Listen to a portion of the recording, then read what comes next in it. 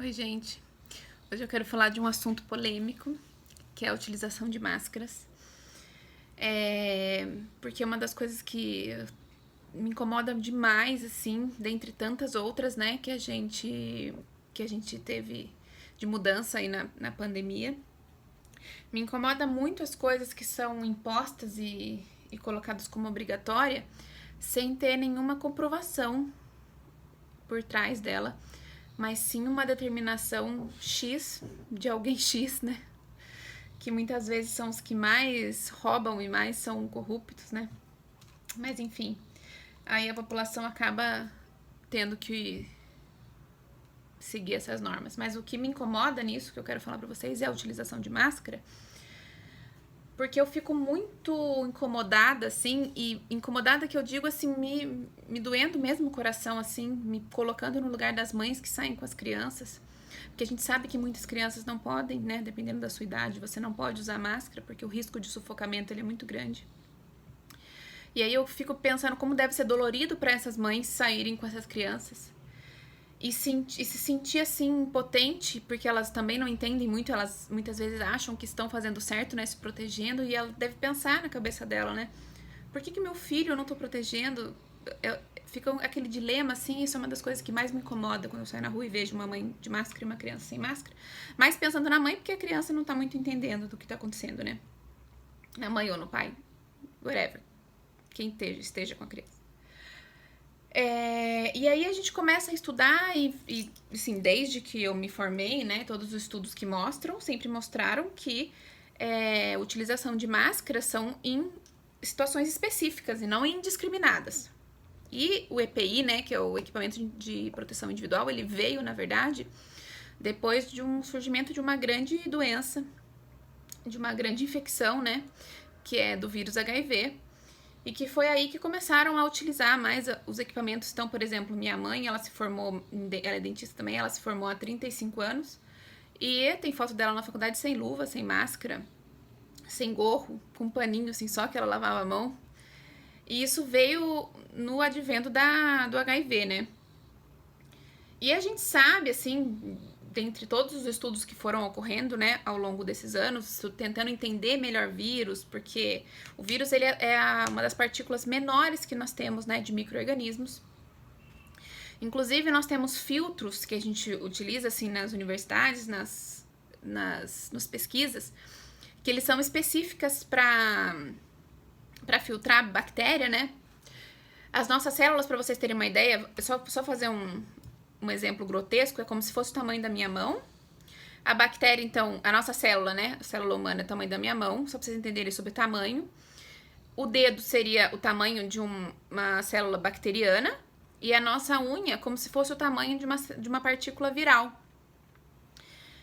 E aí, quando a gente faz, dependendo do componente que você está estudando, você precisa fazer, filtrar aquele componente, porque você não pode esterilizar ele, por exemplo, numa autoclave, ou jogar uma substância química, porque você vai desestruturar todo aquele componente, e daí você não consegue estudá-lo. Então, você precisa fazer uma filtração ali daquele líquido, né? Então, líquido a gente faz muito de filtrar, né? Assim que a gente também faz com a nossa água em casa, né? A gente filtra ela para conseguir uma desinfecção daquela água. A gente não consegue uma esterilização completa, mas a gente consegue ali eliminar 90, 95% dos micro-organismos. E aí, quando a gente faz essa filtragem para bactéria, a gente vê, é difícil, sabe? Eu lembro a gente fazendo, é difícil você passar aquele tecido aquoso quase límpido. É difícil, você vai apertando assim, tamanho é a resistência, porque as fibras são muito, muito apertadas. E eu lembro que nos livros que a gente lia, que eles faziam essa filtragem quando eles queriam isolar vírus, né? Principalmente quando eles estavam descobrindo essas partículas, as bactérias ficavam e os vírus passavam. E esse tecido, esse filtro que é utilizado, ele é extremamente com as fibras bem juntinhas. Se você usar uma máscara, por exemplo, daquilo, você mal consegue respirar. Tamanho é a dificuldade que tem de passar o ar sobre aquele tecido, né? E aí um artigo de 2015, antes de surgir o corona, né? Na verdade já tinha a família do corona, o SARS, né? Já existia, o MERS já existia. Mas antes de sair o Covid-19, eles mostravam a ineficácia da máscara de tecido e principalmente a máscara cirúrgica. E lá eles relatavam, então, que, por exemplo, a máscara de tecido, para ela ser eficaz para um vírus, ela precisaria ter 7 camadas de tecido.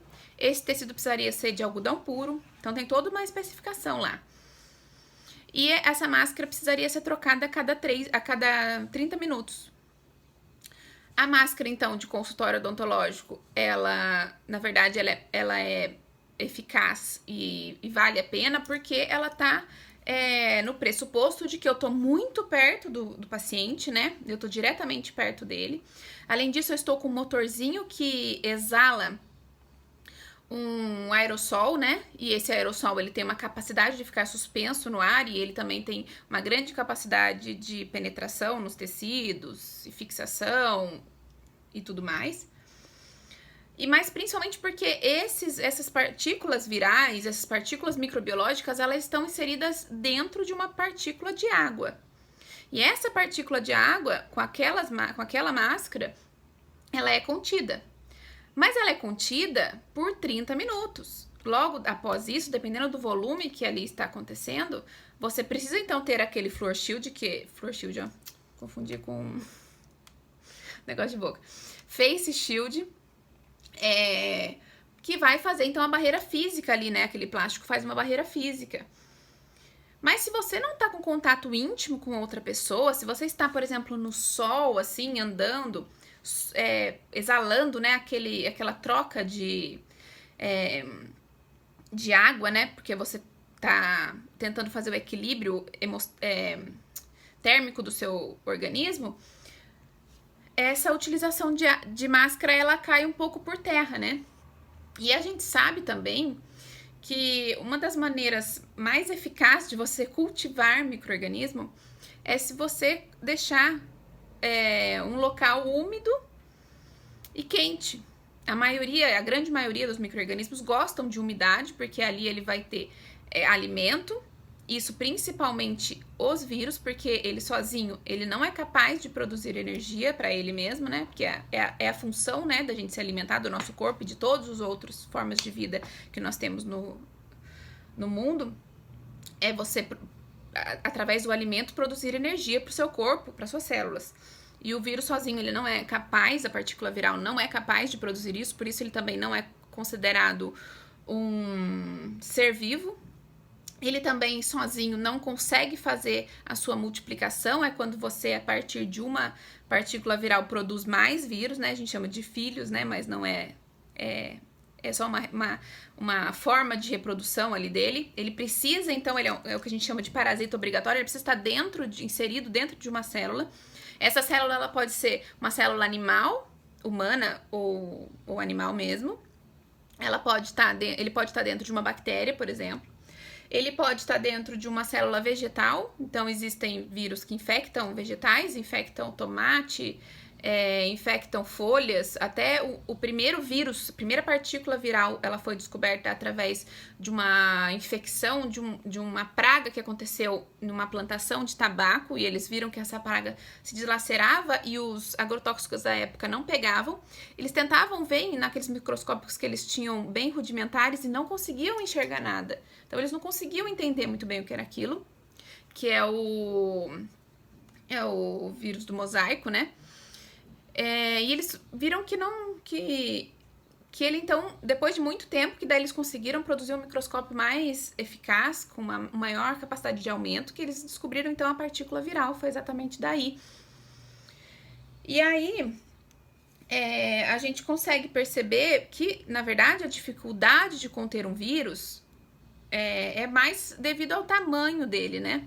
Porque a capacidade em si de sobrevivência dele é muito difícil, graças a Deus, né? Um vírus, ele vive muito pouco fora do corpo, fora de uma célula, por ele ser um parasita obrigatório. Porque ele não tem, a gente chama de, ele não tem os componentes essenciais de vida, né? Ele não consegue, por exemplo, produzir energia através de um alimento. Ele precisa da ajuda de uma célula que vá fazer a degradação daquilo, que vá transformar aquilo em energia para que ele consiga consumir. Ele também não consegue sozinho produzir novos vírus, né? Então ele precisa de uma ajuda de uma célula. Ele vai inclusive entrar numa célula e fazer com que ela trabalhe para ele, né? Vire escrava dele. E por isso, assim, que eu fico mais, assim, indignada como eles usam, como os governantes, principalmente, né? Utilizam a ciência distorcida, né? A favor deles, né? Do que eles querem. E como, além disso, a sociedade, assim, ela aceita muito fácil, se coloca muito na mão de pessoas que ela não conhece, mas principalmente que ela tem certeza que se fizer uma pesquisa, grande maioria vai falar que eles são os mais corruptos do mundo e a gente coloca a nossa vida na mão dos mais corruptos do mundo, né? Então eu sou muito a favor de cada indivíduo decidir sua vida e principalmente sobre a utilização de máscara, né? Que é uma das coisas que eu acho, assim, mais... que eles mais utilizaram, assim, como, assim, como um símbolo de que eles estivessem protegendo a sociedade. E que, na verdade, ao meu ver, eles não estão... a gente, quanto mais úmido ficar ali, quanto mais tempo você fica com aquela máscara, mais contaminação você está produzindo, né? Então, o seu efeito é totalmente o contrário do que você espera. E o que eu queria transmitir aqui, na verdade, é exatamente isso, né? É a importância, por exemplo, da utilização da máscara quando você está realmente infectado, porque para você produzir uma infecção, para essa infecção produzir uma doença no seu organismo, não basta um micro-organismo, basta vários micro-organismos. Então, ele precisa ter uma quantidade suficiente para que as suas células de defesa comecem a perder a guerra contra eles.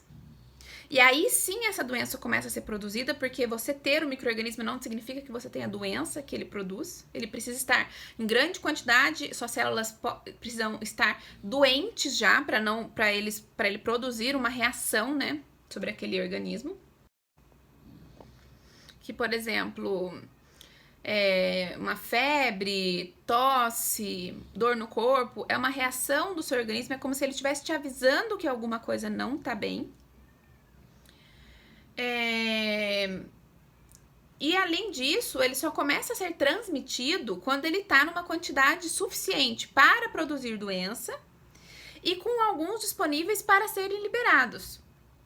É tipo assim, eu não consigo... Eu vou dar um exemplo assim grotesco daqueles exemplos que eu dou, mas então para vocês entenderem, eu não consigo, por exemplo, ajudar o próximo com dinheiro se eu não tiver o mínimo necessário para mim, entendem?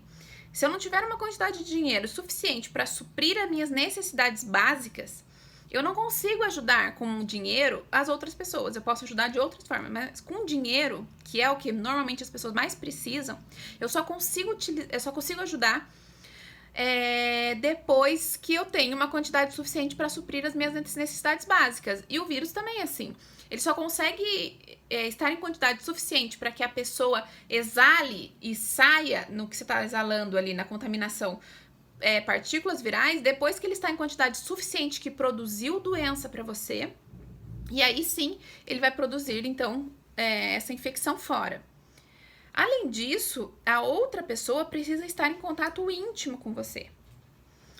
É óbvio, gente, que alguns micro-organismos produzem essa infecção, né? Tem uma facilidade de contágio, como é o caso do corona, mais exacerbada do que outros. Isso é fato. Por exemplo, o HIV, para você conseguir contaminar uma outra pessoa, você precisa ter um contato íntimo com alguém que tem uma carga viral grande, com uma outra pessoa, é um contato íntimo de fluidos corporais. Então, tem que ser sangue, esperma, e tem que ter uma abertura de entrada e saída desse fluido, entendem? Então, aonde que a gente consegue ter contaminação, por exemplo, do HIV? Em relações sexuais, em contaminação com procedimentos médicos, odontológicos. Então, são essas as contaminações que você consegue. Se eu abraçar um HIV positivo, eu não vou pegar, esse vírus não vai ser passado para mim, entendem? Até os pacientes que estão fazendo a imunossupressão, né, que estão tomando o coquetel, Há casos que é totalmente errado, tá, gente? Porque você nunca sabe a quantidade de partícula viral que você tem. Mas há casos de que eles quase não têm mais no exame de sangue partícula viral. O tamanho foi a eficácia do medicamento, né? Se você não, se o sistema de saúde não soubesse que você já foi contaminado, talvez seu exame até saia negativo, porque de tão eficaz que está sendo o tratamento hoje em dia. Mas por que eu tô falando isso? Porque o uso de máscara e o uso de qualquer EPI, ele só é eficaz quando ele é pontual, quando as pessoas entendem e compreendem a sua real eficácia, quando a verdade é exposta para a população, porque eu acredito que ninguém é retardado, que é aquela teoria que a gente usa assim, mas as pessoas não entendem, por isso que a gente tem que fazer assim, para pelo menos ela tá usando mais ou menos. Não, mais ou menos ela usa, ela tá se prejudicando. Mais ou menos não dá. Ou usa certo, ou não usa. Então, o que acontece no utilizar mais ou menos? O que acontece no utilizar mais ou menos é que você tá contaminando mais ainda outras pessoas, porque ali tá virando um antro de contaminação. Além disso, você não está se protegendo, porque depois de meia hora primeiro que ela nunca fez efeito contra vírus, né? Mas depois de meia hora piorou. Fora que você está aspirando de volta, que é um outro ponto, né, da máscara. Você traz de volta, né? Inspira tudo que você eliminou. Então, na respiração, a gente elimina gás carbônico, na sua teoria, né? Isso é bem básico. A gente faz muitas outras trocas de gases, mas basicamente a gente elimina gás carbônico e inspira oxigênio. Se você tá com aquela máscara ali, você começa a inspirar gás carbônico, então você vai intoxicando, né? Intoxicando com aquele gás que ele é prejudicial à nossa saúde. O intuito meu desse vídeo é mais de esclarecimento, me mandem dúvidas, eu tô aqui aberta sempre para compartilhar, mas o meu principal objetivo desde que tudo isso começou é transcrever e transpassar para todo mundo a verdade dos fatos e não deixar que a gente seja mais enganada por pessoas que nos enganam a vida inteira, né, e que sempre nos enganaram. Certo, gente? Um grande beijo para vocês.